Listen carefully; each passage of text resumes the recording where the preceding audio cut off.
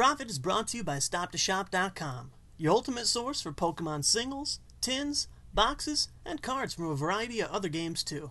Type in the coupon code PROFIT in caps with a dash, and you'll sweeten the deal with a 10% discount on your full order. If you're looking for cards, make the stop at Stop to Shop. Hey, Prof-It fans. Hey, Prof-It fans. Nah, I'm just kidding with you guys. My voice is back.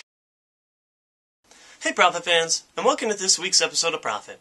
Today, I'm going to be talking about my own personal City Championships experience over this past weekend, an analysis of the City Championships Metagame after its second week, and some advice about going to tournaments in general. Either way, I hope you learned something new or interesting today, so let's check it out. On the first one, I took a Luxchamp build with Entei Raikou Legend that I perfected over the course of the week with advice from Chris Fullo. In testing, things went great, but in the tournament, everything went wrong. My first game, I beat a Machamp by swarming with Uxie level X and Lucario GL. In my second, I lost to a Vilegar by starting with Luxray GL and 7 trainers after a mulligan draw. The game only lasted about 3 turns before I got poltergeisted to death. In my third game, I narrowly beat a Gyarados with my Luxray X and Lucario GL. In my fourth, I played a Luxchamp version with Blaziken FB and had too slow of a start to keep up. In my fifth game, against the Mirror, I lost by 1 prize after time was called in a close game. So in the end, I went only 2-3 for the second time with Luxchamp this season. I was frustrated because of how successful the deck is, as well as how great testing was going. I decided that for the next day, I'd go back to a deck that I already had a great track record with, Sableye with Blaziken. I wanted to have stronger attacking options, so I made some cuts to make room for a Honchkrow from Supreme Victors. Game 1, I played 2-time world champion Jason Kluzinski with Gyarados. I used my Chatot-G to slow him down a lot, and we both had pretty unworkable hands. By the time time was called, we had each only taken 2 prizes, but he was able to take his third at the end of the third turn after time. He said that I would have won if it had been a full game, and I made note to keep better track of time in the future. My second game was against a Donphan Gengar deck, which sounds inconsistent, but she was able to get a Gengar and a Donphan out on the first turn, taking a big lead. My comeback card was Honchkrow SV, who one-shotted her Gengar X as well as her Donphan Prime to turn the game around.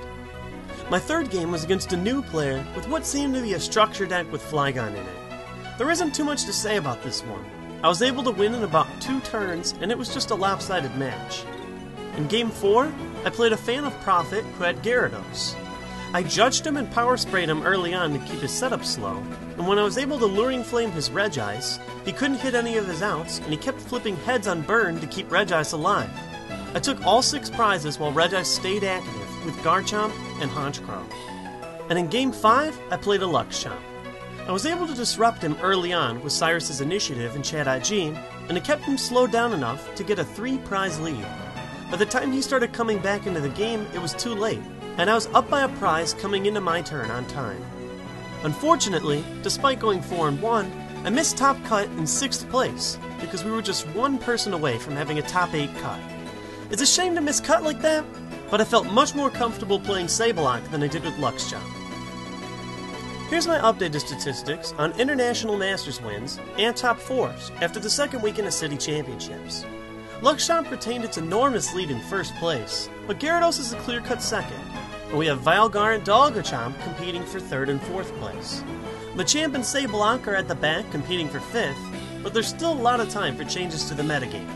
With almost a month left of cities, and decks like Regigigas and Tyranitar seeing more play, there's still a lot more that could happen before the City Championships end. So, with all that said, instead of spending time drawing out more cities analysis, I wanted to impart with you some of the best advice I got from this weekend. These tips should help you in any tournament that you go to, even if you've heard some of the advice before. Here's what I took from last weekend. Get proper sleep. I'm sure you've heard this countless times before, but it's really important. Because of a snowstorm that fell as we drove to our staying location on Friday, we weren't able to get to our house until 3 in the morning. With tournament registration at 9 in the morning the next day, I definitely didn't feel like I was playing in optimal conditions. Even without storms, I know of days where I've tested all night the night before, excited for the next day. Realistically, you shouldn't go to bed much later than 11 o'clock before a tournament. You'll feel better, and you'll play better across the day. Become familiar with the rules of time. Time is different for different areas. Internationally, Swiss is played best 2 out of 3, while here we just play a single game.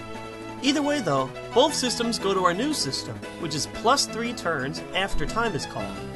So, after time's called, and a player finishes their turn, 3 more turns are played out.